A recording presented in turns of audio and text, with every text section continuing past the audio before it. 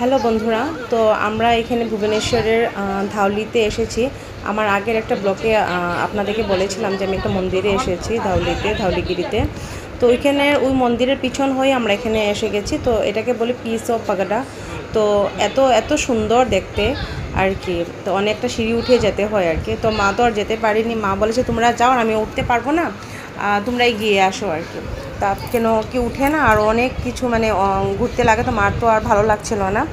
আর আমি এটাই দেখে ভাবছিলাম সিনারিটা এত সুন্দর, কেন আগে কোনো দিন আসিনি, কেন ভুবনেশ্বরে তো প্রায় আমাদের যাওয়া হয়, যে তোমার দিদি থাকে তো প্রায়ই যায়, গেছিও, কিন্তু কোনো দিনও এখানে আর আসাই হয়নি। আর উপর থেকে না পুরো ভুবনেশ্বর টাউনটা দেখতে এত ভালো লাগছিলো, মানে মনে হচ্ছিলো যে হিলি হিলি এরিয়া আর কি।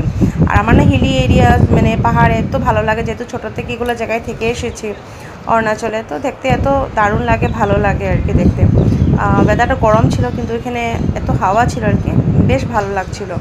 পুরা বিল্ডিংটাই পুরো হোয়াইট, তো এটারও অনেক কাহিনী আছে, তো শুনলাম ওইখানে গিয়ে আর কি। তা ওটার পরে আমরা অশোকস্তম্ভ দেখার জন্য এখানে এসে গেছি।